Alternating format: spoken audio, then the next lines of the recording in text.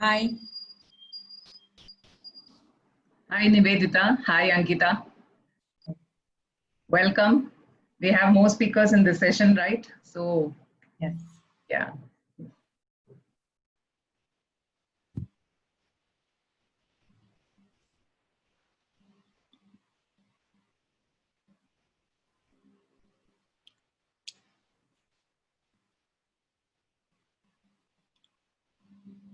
We'll wait for a couple of, Yes, please. for some more time.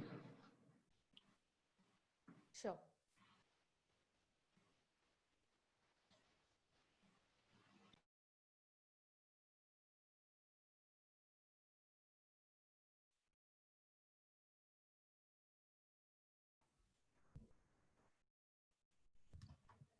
Hello. Welcome, Mr. Mustafa. Welcome. Hey, how are you? We're all doing fine. We're having a landmark historic Digital Women's Economic Forum and happy to have you here for this session, which is Retail Food Fresh Forward. And it has created a lot of interest when we posted on social media. Lots of people wanted to, attend your session. So everybody is waiting for that. And we have Ankita Bajaj Shankar, who will be the moderator, BFSI Retail and E-Commerce. Welcome, Ankita. And we have PC Mustafa, CEO and co-founder, ID Fresh Food. Everybody knows every lady in the house, probably is using, your product. And we have Nivedita Prasad, co-founder, Chocolate Philosophy. Who doesn't love chocolates? Okay. And we have two more speakers coming in. Probably Ankita, the floor is yours. You can begin and they can just join. Over to you, Ankita. Hi. So I'll welcome Mustafa and Nivedita, and thank you for the introduction.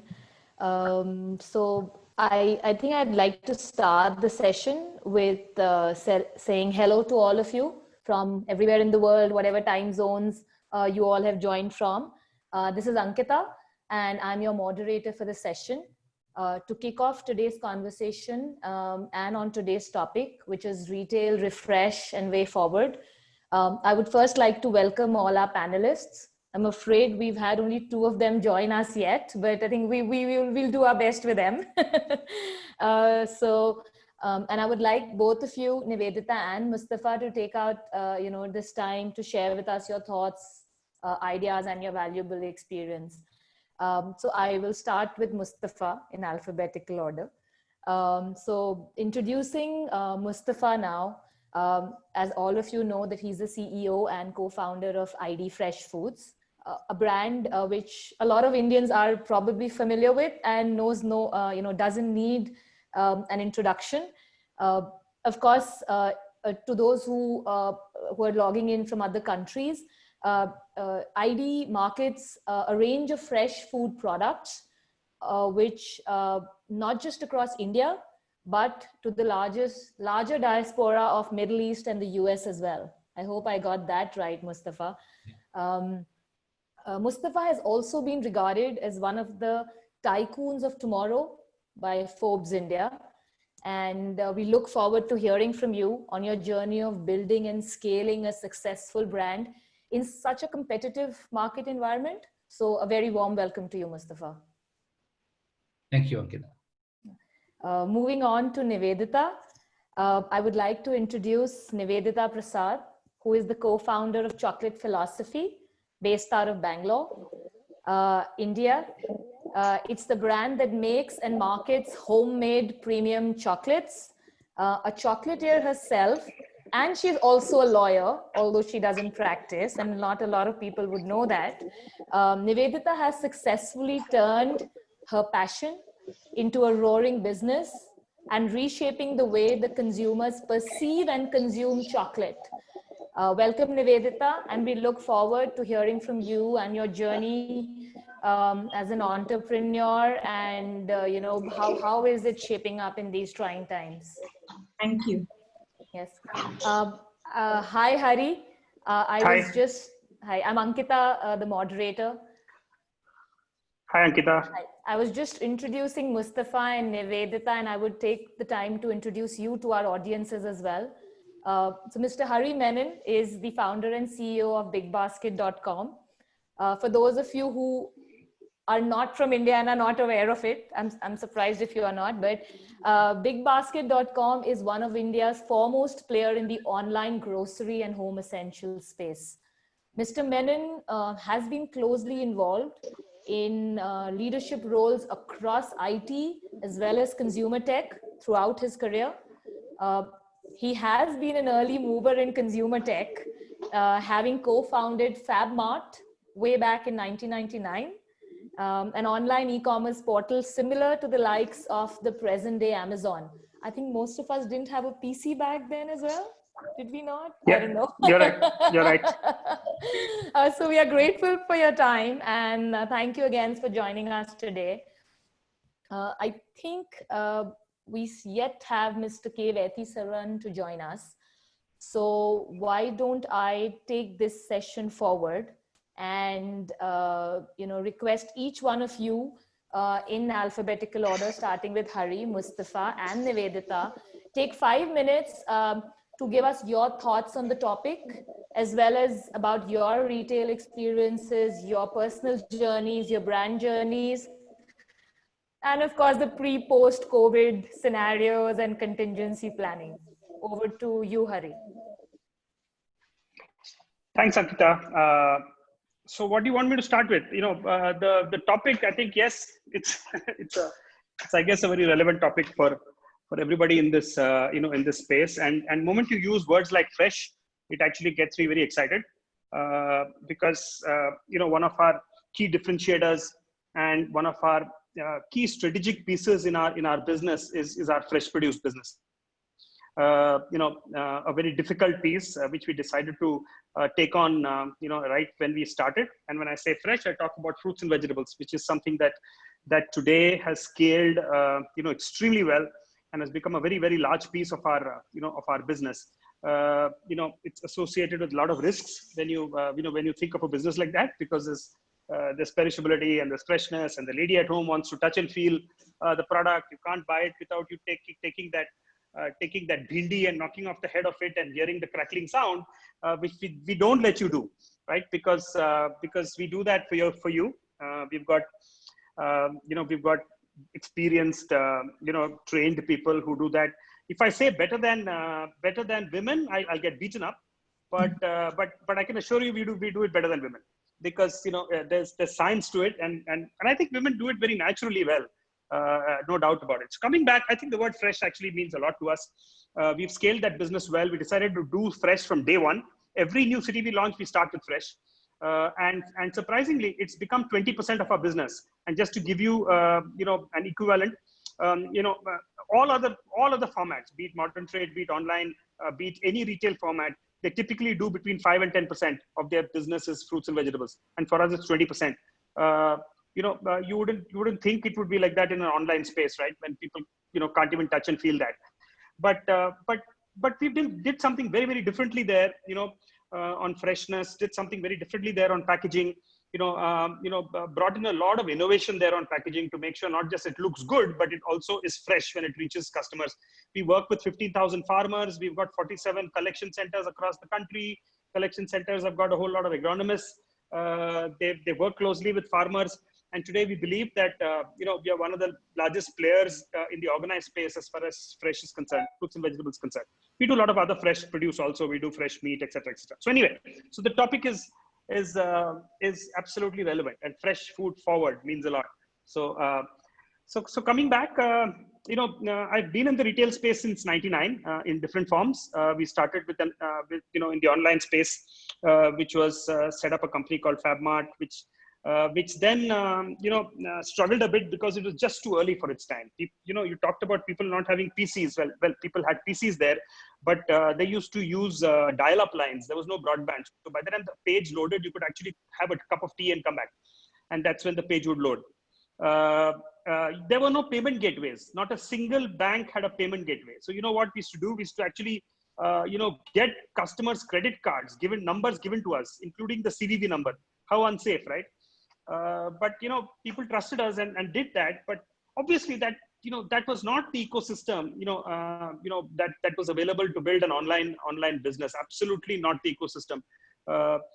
Just some sale happened, a couple of years back, and the whole frenzy started. But and you saw businesses collapsing, etc. That's a point in time where while we continued running the business, we actually pivoted the whole model, and because we were so brave that we even started online grocery that time. Can you believe it? And we set up a few warehouses and stuff like that, because in an online grocery business you need to have control on inventory, otherwise you can't run and manage that business well. And since we had built warehouses, we actually went on to pivot into setting up grocery stores. And it was very early days, and we saw a great opportunity there. There was just one chain that time called Food World, and so we thought we could actually get into that space and probably do a lot of work. And then there was no looking back. Actually, we built that business, scaled that business from 2000 from 2000 to 2006. And in 2006, that business got sold to the Aditya Birla Group, and you see those chain of stores right now, which are called More.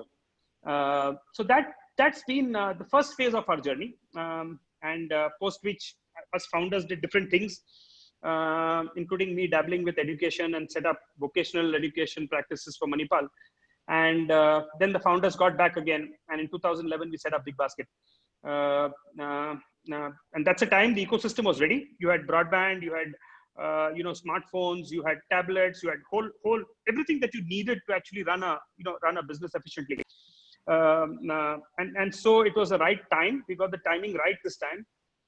Investors are willing to bet on us because we had done all of this in the past. We had done the grocery business in the past. We had done the online version in the past, and hence it made sense. So we raised early money very quickly and got started, and we really scaled the business post that. So it's been 9 years, this journey. We've just become $1 billion company, and thanks to COVID, we've actually also become profitable, where we are making money.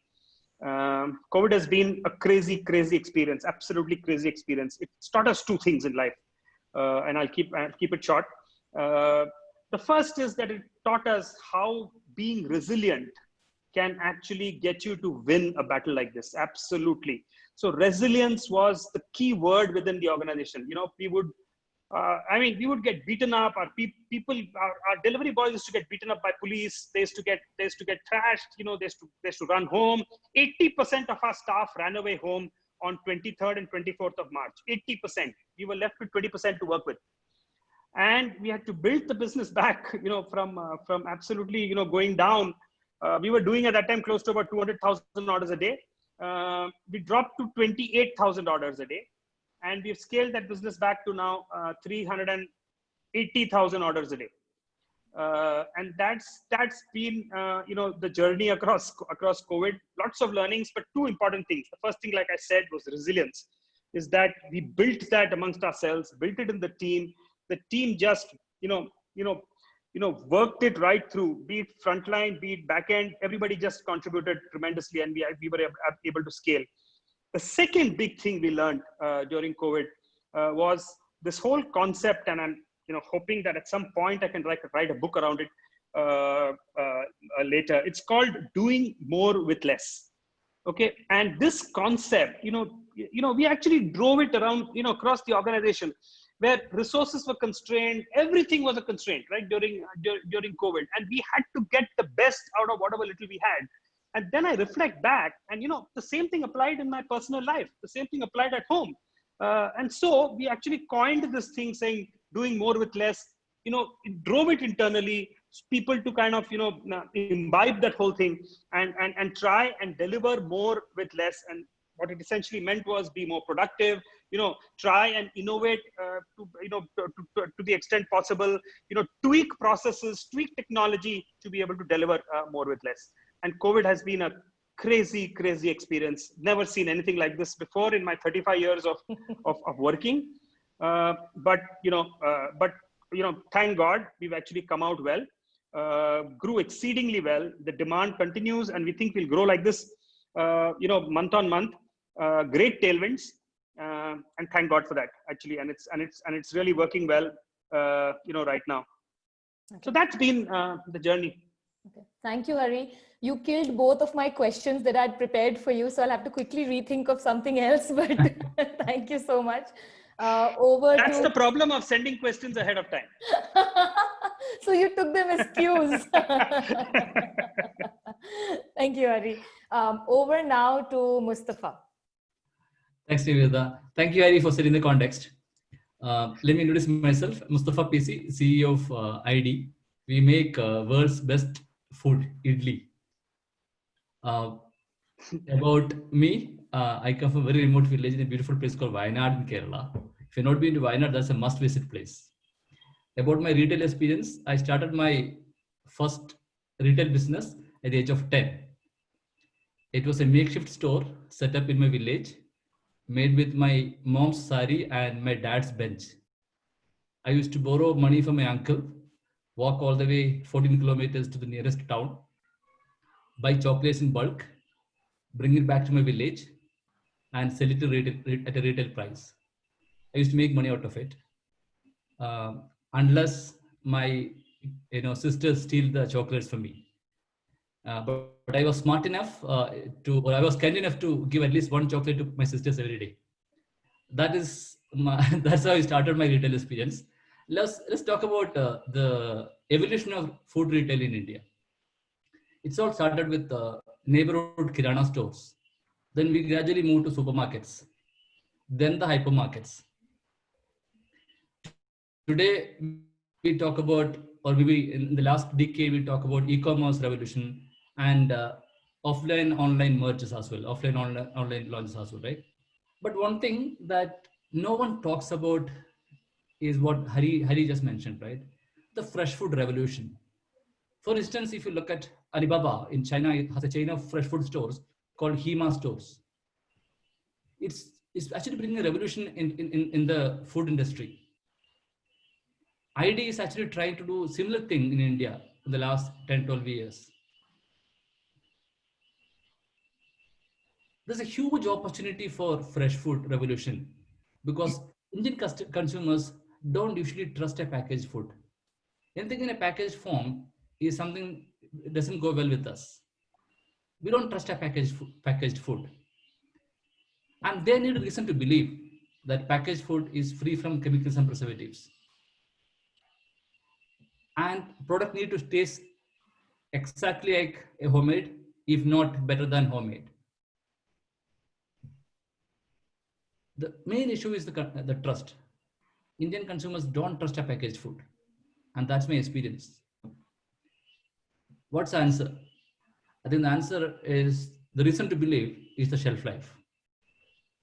If you give them a product with a lesser shelf life, they have more reasons to believe. Higher the shelf life, they won't believe the packaged food is free from chemicals and preservatives, even if it's 100% natural. And that's my experience. Shorter the shelf life, better the chances of customers accepting the packaged food. While some companies invest heavily in R&D to increase the shelf life of the products, I would say we need to invest in keeping products fresh with shorter shelf life. And that is fresh, according to me.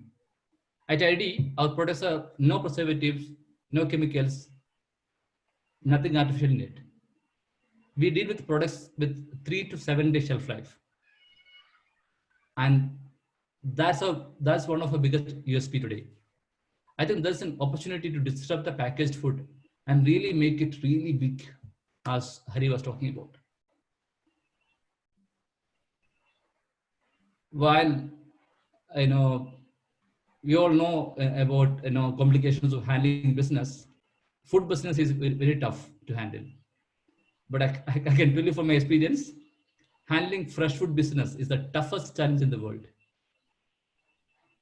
But for you to build a fresh food brand, I think we need to focus on a couple of points from my experience again. One is a self-owned distribution system that really worked for us. Taking the products to the stores or to the homes directly from the factory, that works because usually if you go through a traditional FMCG model, it takes close to around 2 weeks product reach the stores, ex-factory. And I'm dealing with a product with 3-day shelf life. There is no way I can go through a traditional FMCG distribution model. So self-owned distribution model driven by technology is extremely important. So today we use technology heavily. When we started, for any fresh food brand, the biggest challenge is the wastage. When we started ID, we was trying to sell 100 packets to the market, and 90 used to come back unsold. Over a period of 3 years, we started sending 2,000 kg to the market, and 500 used to come back unsold. There was no way for me to make this business profitable and scalable with that kind of wastage. That's when we invested in technology. We started capturing store-wise, item-wise sales and wastage data. We now use this data to predict the right demand for the right store on the right day. Using the analytics, we sell idli.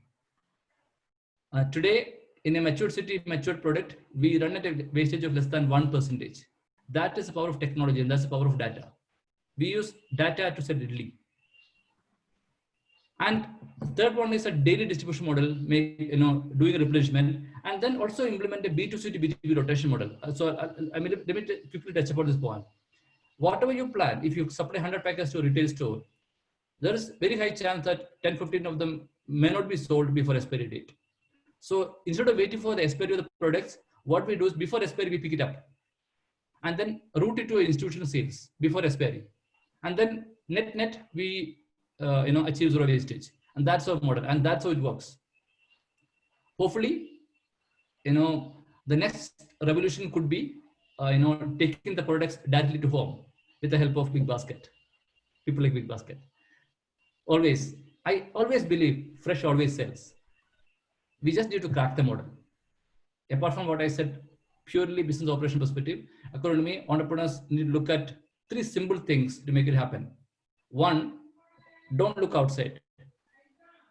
Look within, look around, identify customer problems, use common sense to solve it. And that's how we need to build fresh food business. As Hari was mentioning, even look at the packaging. For example, in the case of Vada, we used packaging to deliver a functionality to build a Vada with a hole. Right? Simple techniques works. Even when we launched our tender coconut, Smart Sip tender coconut, we launched simple technology to predict what is inside the coconut without me opening the coconut. So those kind of disruptive, simple ideas is good enough. Again, what I've learned is, look around, identify customer problems, use common sense to solve it. Sometimes when you look around, you may not be able to identify a problem. That time, look up, and you get to see the humble coconut, right? Innovate on that. That works. Second thing, collaboration with stakeholders, whether it is, farmers, whether it is your, vendors, whether it is your, delivery partners. You need to build an ecosystem with proper collaboration to build a zero inventory business model. So fresh works only when you have zero inventory business model. Otherwise, it doesn't work. And last but not least, deliver what is important for a customer.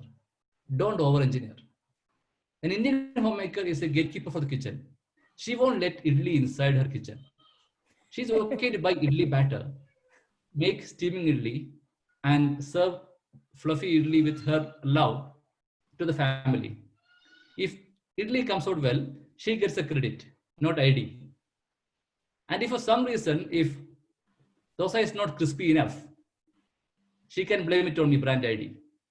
What I've learned is never try to sell idli to an Indian homemaker. Give her idli batter, let her make it idli.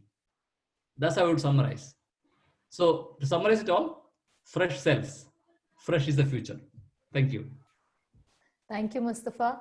To the last point, second last point of keeping the stakeholders happy, to manage zero inventory, I think in your sister's example that you gave, I think it was also about keeping internal stakeholders happy to keep your inventory safe. So moving on from that, Nivedita, over to you, please. Thank you, Ankita. And I'm privileged to be on this platform of esteemed guests. And of course, it's a great learning for me too, to sit and learn more from Big Basket and ID also. It was really nice to hear what you all said. And talking about chocolate philosophy, ours also was a very humble journey. We both, I have a partner, Uma, and both of us started out of boredom and saying that we need to give something to the society. and let's help others. So we didn't want to start an NGO or something like that. So we said, let's come with some creativity. So with my mother, who had a confectionery, I saw her growing into a business lady. So that has also helped me grow my business. And Uma had a very nice eye for good packaging. So with both our combinations, we said we should bring a good chocolate into India. And 13 years back, people haven't heard of single origins or dark chocolate or percentage of dark. And so that's when we brought in our single origins with Belgium chocolate and milk chocolate we get from Switzerland.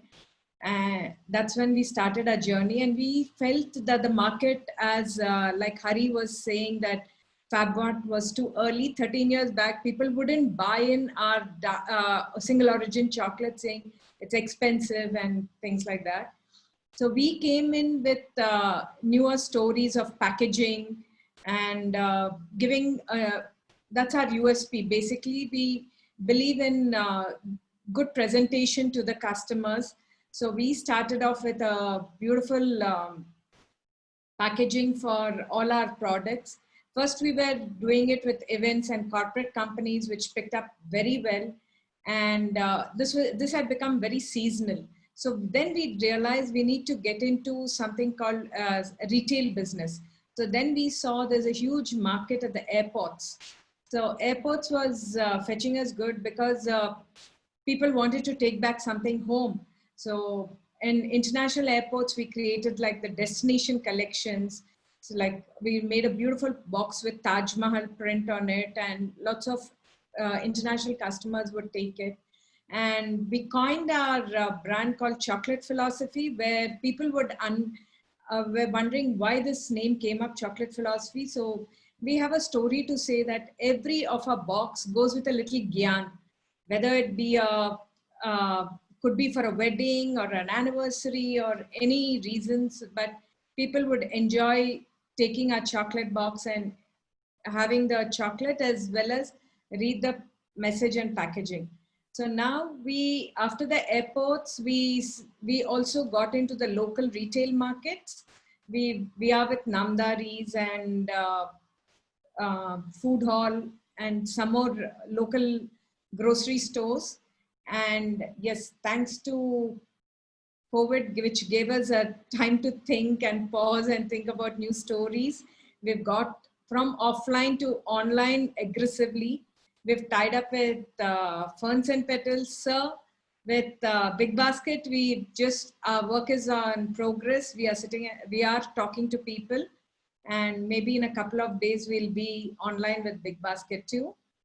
And so this is our story. Even I would like to just bring to you all the packaging part of it. Like, we realized the packaging is so important, the presentation is important in the chocolate. So we made a beautiful, we felt too much of digitalization is happening in the airports, and everywhere there's a message, you know, I love you, or happy birthday, or you're beautiful, things like that. So we felt the art of writing was going. So we created a beautiful chocolate called the envelope chocolate, and where you can write your own message and give it to the person whom you're meeting or like that. So we believe in customization to the T in the retail sector. So I'll just show you a picture of our envelope chocolate where we can write your message here and give it to people whom you like. And so this is our story. We would love to scale a little more into the retail market, which we are looking at growing at a slow pace and well. Thank you. Okay. Thank you, Nivedita. I think one takeaway that I have from this is that you're one of the few business people or entrepreneurs who've spoken kindly about COVID. So the spirit of taking something nice and looking forward from adversity is something that maybe at least I can learn from you. COVID has been hard on us. So thank you. I would like to take this opportunity now to introduce our fourth speaker. So Mr. K. Vatheeswaran has also joined us. He is widely hailed as the father of e-commerce in India, being the founder of India's first e-commerce platform, India Plaza, in the late 90s. Mr. Vatheeswaran is currently the co-founder of Again Drinks, a brand that makes and markets milk-based health beverages. Not just that, he also is an author and has a book called Failing to Succeed, the story of India's first e-commerce company, available out there as well. So, sir, now we look forward to your thoughts on how your journey has been, your personal experiences, and a little bit about the topic and the product and the brand that you founded.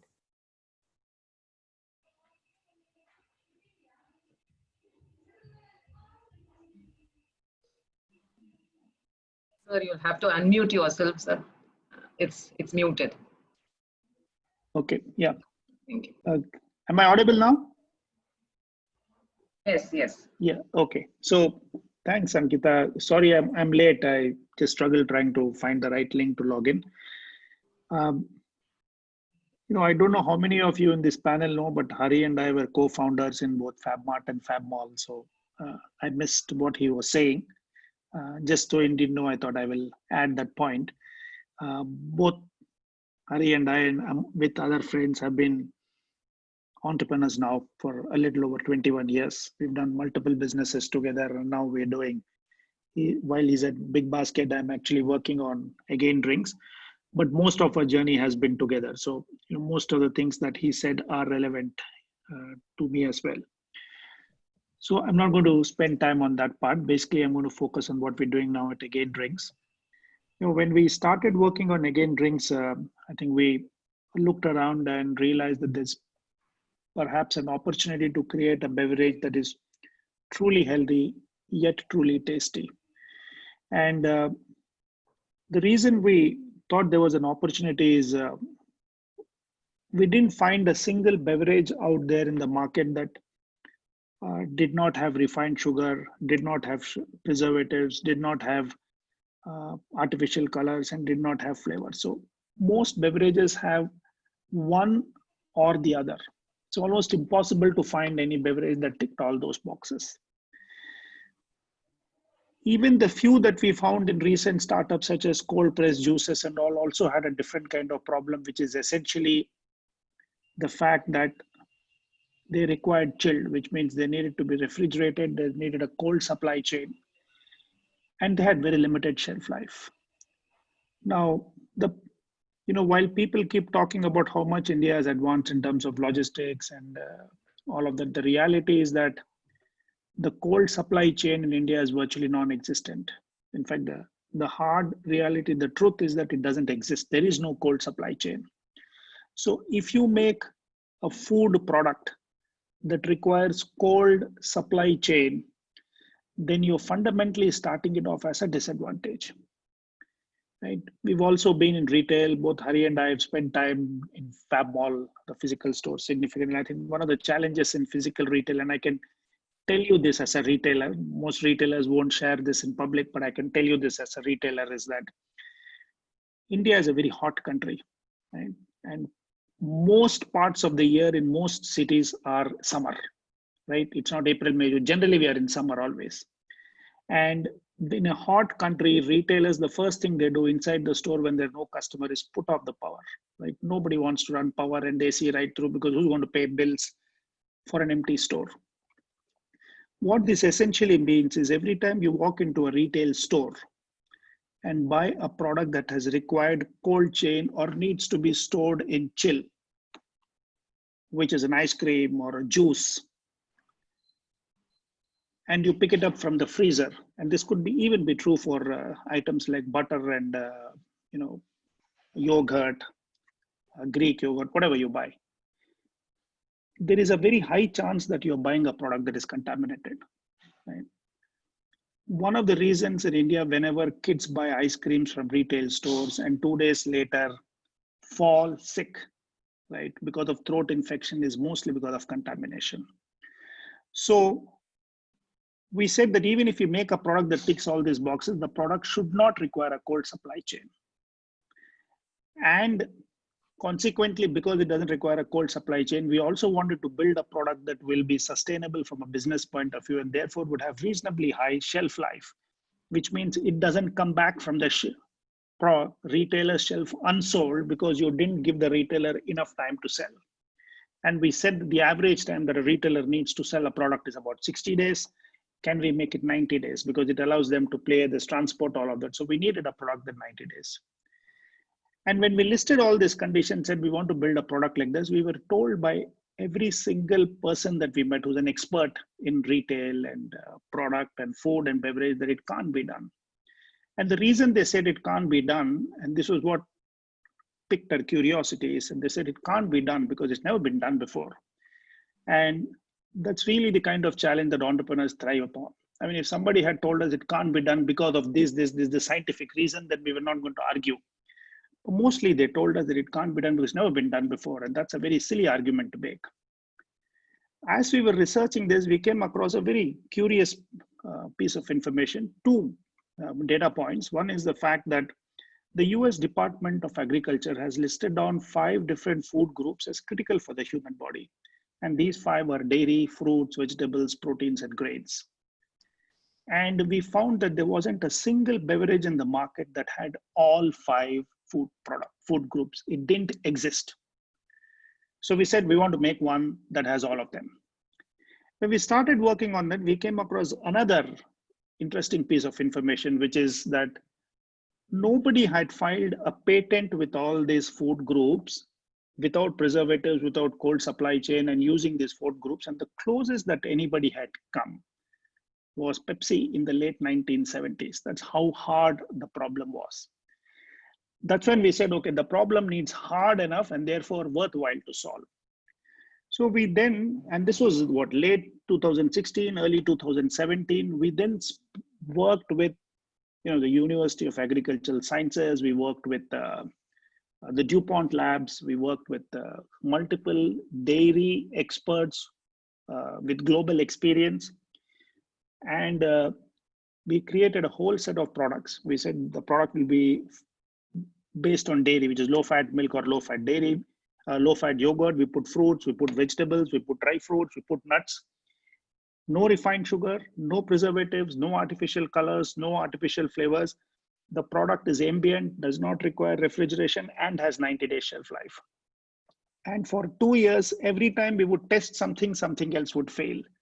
We would crack that problem, something else would fail. We would go back saying, okay, this time the milk would work, but the yogurt will work, and the milk would fail. And we just went crazy. But we said, we will not compromise. In other words, we were very clear, we will not launch a product that did not tick all the boxes.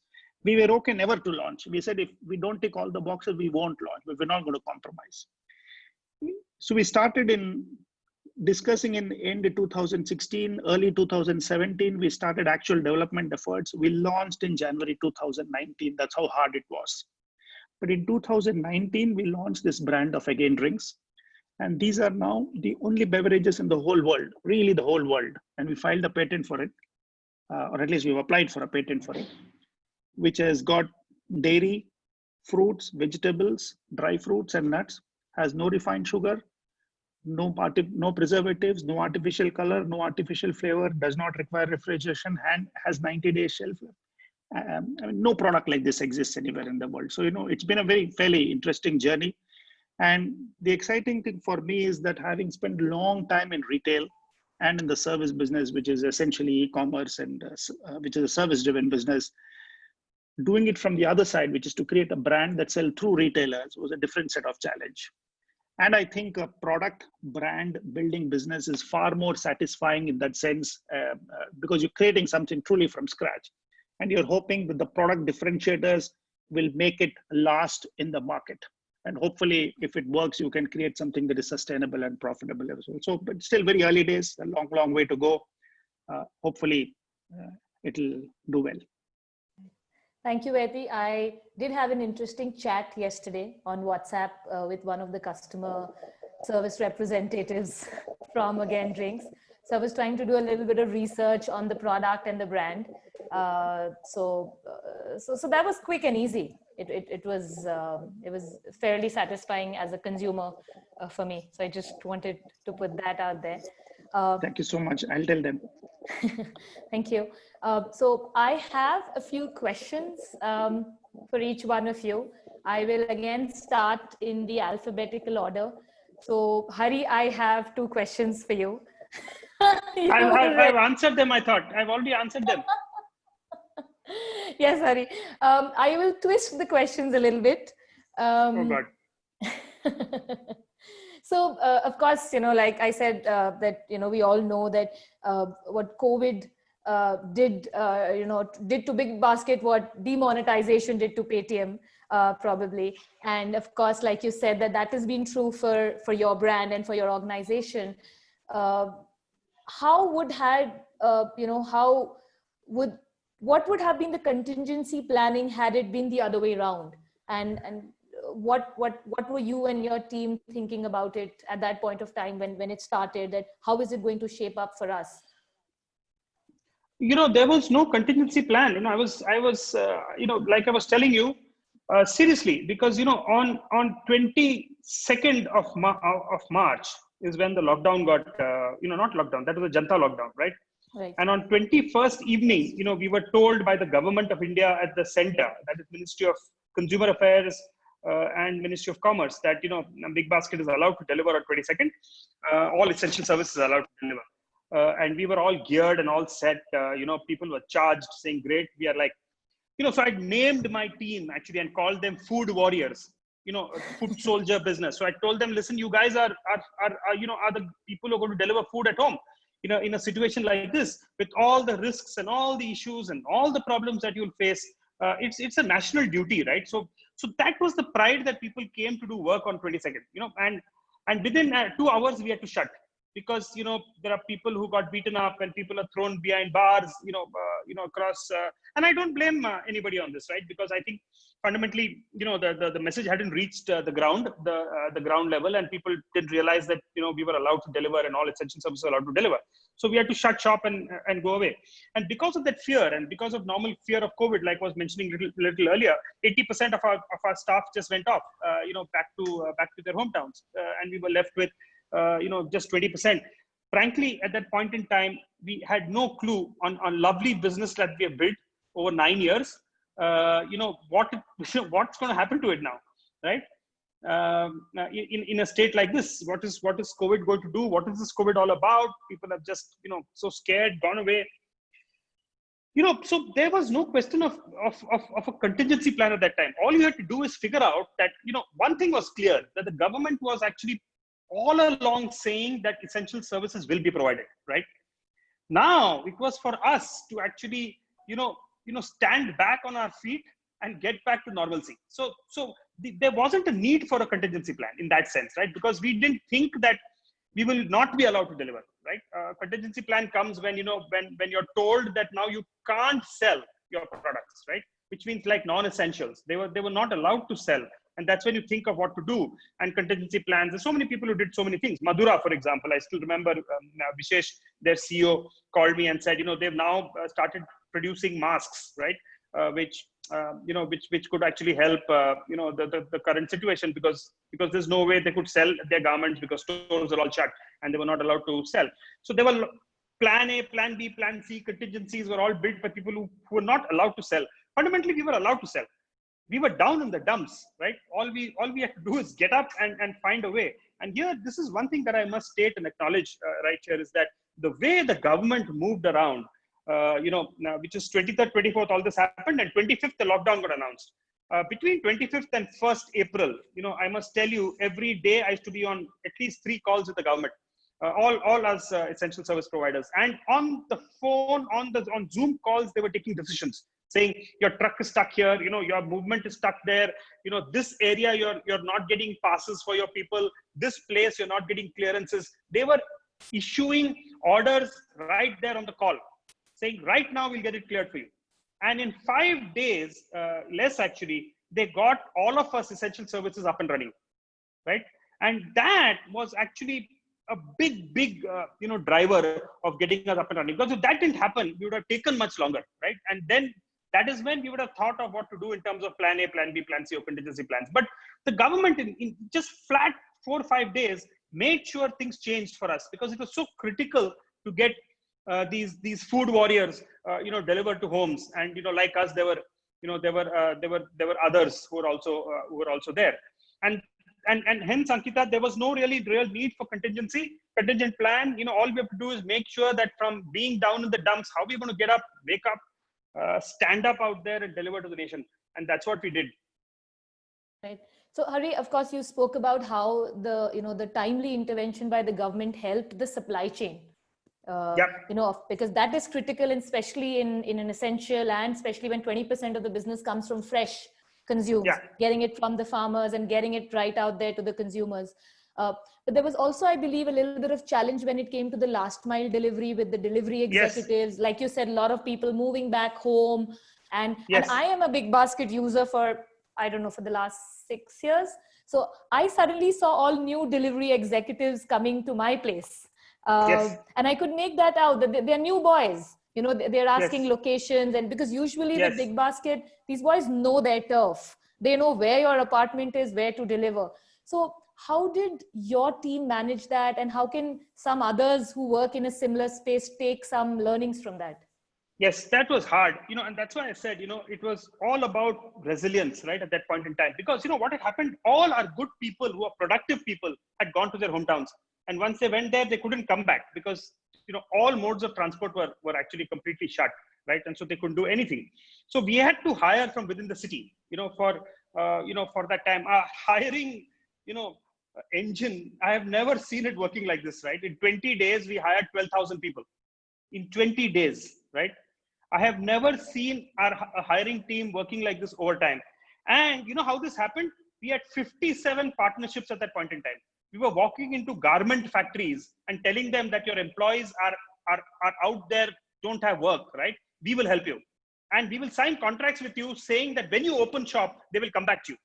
So which means they continue to be on your rolls. But right now they're just doing nothing. And I'm not sure how long you'll be able to even pay them, right? So we will hire them. We went into restaurants. We went to National Restaurant Association of India and told them, listen, give us all the people that you have in your system who have lost jobs. We went to Retailers Association of India and said, all the non-essential retailers, please give it to us. We went to Uber. Uber taxis were delivering for us, during those initial stages. There were 57 partnerships at one point in time, just to give us people. And in 20 days, we actually hired 12,000 people. And that's all we were doing at that point in time. Every guy had turned into become a recruitment person, right? Is that you pick up the phone and find places where you could hire. And you're right, they were all new people. We had to hire more because their productivity was almost half of what we had earlier, right? And that was this whole concept that I talked about, which is doing more with less, right? Is that how do you now, with less efficient, less productive people, deliver more? So we started doing community, deliveries, right? Where we told an apartment complex, we instead of us coming there 5 times a day into your apartment complex, we will come there once a day and give your entire apartment what they need. So if you can consolidate all your orders and put it together. So we build a system like that. We built day-long slots. We did multiple things to make sure that, this whole concept of doing more with less works. But we had serious problems with people, not just last mile. We also had problems with our warehouse staff. So all put together, 12,000 people, 20 days, 57 partnerships. Every person in the company had become a recruitment executive, right? Including Hari Menon. And all I was doing was finding areas, finding places where we could actually get people, garment factories, restaurants, hotels. And that's what we did. So Hari, a couple of things that I would take away from this and highlight is, one thing you said that we were down in the dumps, and I don't know who said this, but when you're down, the only way to go is up. So, I would take that as an inspiration here. And also that as a homemaker, thank you for putting my essentials on my table, making sure I get my fruits and vegetables to get my family going. But also thank you for the whole the outreach and the innovative way of thinking of getting more delivery executives on board, and probably being one of the only few people providing jobs to people in a scenario where people were losing jobs left, right, and center. So I think I speak for a lot of people when we say thank you. Pleasure. Thank you. Yes. Now I will move on with my questions to Mustafa. I have two questions for you, Mustafa. One is about ID as the product offering. So from what I see, it was a big gamble, especially in the South Indian market, where everybody wants to even make the batter at home. But ID is clearly the market leader against all odds. So how did you come about doing that, and how in a COVID scenario, when now we still want to do everything in-house, how does this positioning play out or the product play out? I think we've lost him. Okay, so I will then move on to Nivedita. Okay, Mustafa's back. So that is one, and just give him like a second to get back in. I'm back. Yes, hi. And the second question is that in an interview with Your Story, you had mentioned about the brand, the products, the entire supply chain going organic. So a little bit about that, how are you planning to do that? And is it still a niche in India? Does it still really work? So these two questions. About, the COVID, what we learned from COVID time and how we acted and what has been the result. COVID time, as Hari mentioned, we also learned to do more with less. We focused on limited number of SKUs and limited number of cities and stores, and still made product available. And during the lockdown period, in Bangalore market, doing around 60 kg of batter a day. So we almost done during that week, and this is close to around 1.2, 1.3 Italy. During the and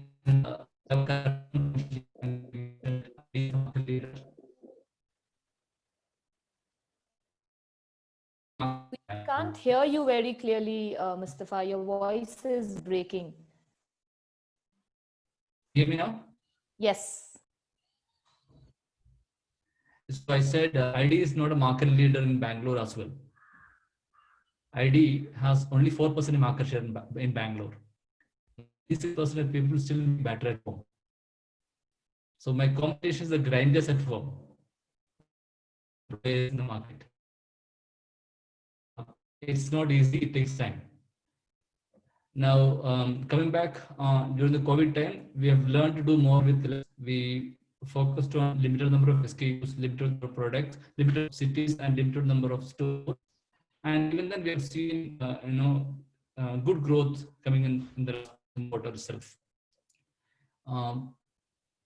We have managed to give salary to employees.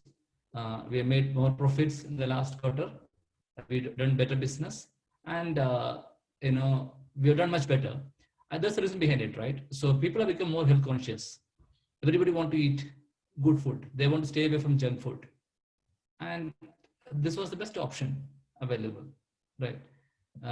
So we made it happen, and that we have seen tremendous growth. One interesting thing that I want to bring up, a specific product I want to talk about here is the wheat paratha. I don't know how many of you have tried my wheat paratha. That's my personal favorite, and I strongly believe that's the best money can buy for you. It is not a marketing talk; it is the reality.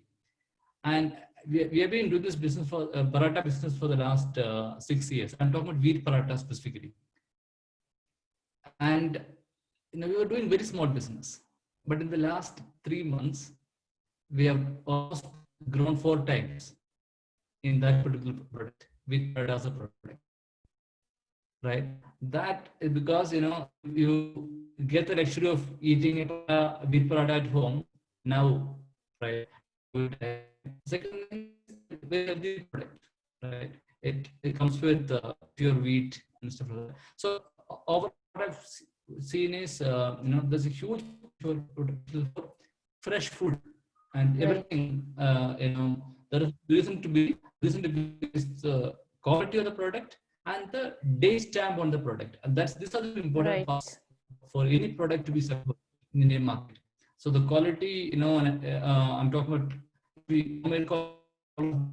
but then package, unless it is a short shelf life product, Right. that it really works out for us.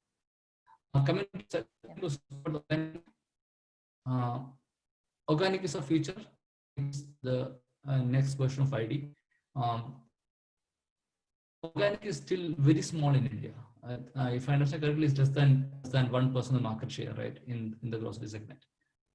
If you look at, there are three aspects for this. One is availability. If you look at Bangalore market, for example, out of 60,000 stores, you will find organic products maybe in 100 stores, not more than that. Second thing, pricing. Some products are 2-3 times of the regular product. And third, trust, right? Anybody can claim that I'm organic.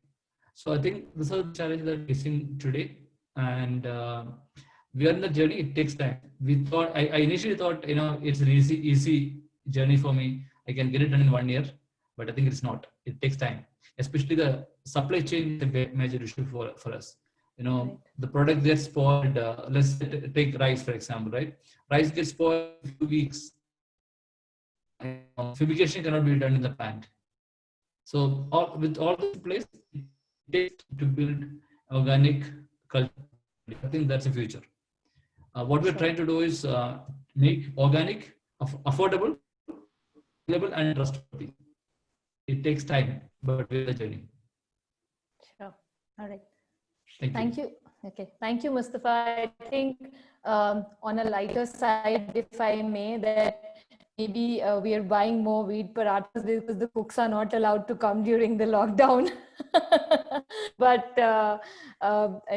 thank you for those inputs. And yes, I think organic in India is an overplayed and overused word, but underplayed opportunity. And it would be great if we have some established players move into that space, so we as a consumer can buy those products with trust, and we know where it's coming from. Okay, thank you. Moving on to Nivedita. Nivedita, I will again keep it quick. The brand proposition has a lot of personalization, customization, and uniqueness, a bit of DIY in it. So is this scalable in the current, as a model? And I think that is the question that you would have wanted to take. So yes. Yes, there's a huge opportunity, as I told you in the last bit also when I had a conversation, that there is a huge opportunity to bring it to scalable process. The reason is we found that lots of people, the consumer market is changed into more of personalization. They want to do it yourself, and they want to get the feel of making. So like just before the COVID times, we had a live counter at Namdari, Simply Namdari, where within 5 to 7 minutes, you can make your own fresh chocolate with adding all your ingredients. Could be an almond or a pista or gems kids would love to try. So we were creating that story on this thing, and again taking it eggless and making it more fresh and things like that. Yes, there's a huge market to it, and this is just the beginning. And of course, COVID has made us think and restructure ourselves how to make it scalable in the retail sector. So we've come up with new stories. Like even for Ganesha, we are creating a beautiful story where we are making a chocolate Ganesha, and you can take it and after the puja, use it with warm milk, mix it and make a chocolate drink for yourself and keep it. So this is what we are doing, new stories. And yes, we can bring it up to a larger scalable proposition also. Right. So what I'm hearing is there is a lot of differentiation. The brand is differentiating itself basis differentiated products. What I would like to tell the others is that when I was going to the Chocolate Philosophy website, they have a cake which you can break the cake on your birthday. So I think it works perfectly on COVID because nobody wants to blow on the candles anymore because then nobody would want to eat the cake. So on moving on quickly to Vaiti. Vaiti, I had two questions for you, but I think I would, if you would like, we could take both. One is that given the 90-day shelf life and that you're working with all the big retailers offline and online, what are the challenges moving pan-India? You know, and what can others learn from that? So what is the supply chain strategy? And how did you manage to do this brand when you have biggies like Amul, Pepsi, Coca-Cola to compete with, especially in terms of margin, marketing dollars, distribution might. So you could choose to pick up any one of them. Yeah, let me try and give you quick, short answers to both because you asked both the questions. So I'll try and complete both as quickly as possible. So let me take the second one first. Despite all the complexity from outside, the FMCG food and beverage business essentially has just three moving parts, just three. Its brand, its distribution, and its product. There's really nothing else. And everything else that an FMCG company does is to do one of these three. Now, when you name the competitors like Coca-Cola and Amul and all of these people, the fact that you think we're competing with them in itself is a good encouraging thing to say, but we are not. But how would you compete? I think it's a good question. How would startups compete with these people? The point is, we cannot compete with Coca-Cola and say, I'm going to build a bigger brand than Coca-Cola, right? It's not going to happen. We can fool ourselves, but it's not going to happen. Or we can say, we're going to invest several $100 million and build a deeper distribution network than Coca-Cola. It's not going to happen. Or Amul, right? So essentially, out of three moving parts, two are gone. And therefore, the only thing that we can play as a startup in this business is to make a better product. There is no other way. So how will we compete with them through distribution? We're not going to compete with them with distribution. We're not trying to build a bigger brand because if we do that, then we're only fooling ourselves. We'll spend a lot of money fooling ourselves. We won't spend a lot of money building a brand, but we'll spend a lot more money fooling ourselves. What we can do is to try and build a better product, a product that doesn't exist in the market, a product that is unique. And consumers in today's world looking for healthy,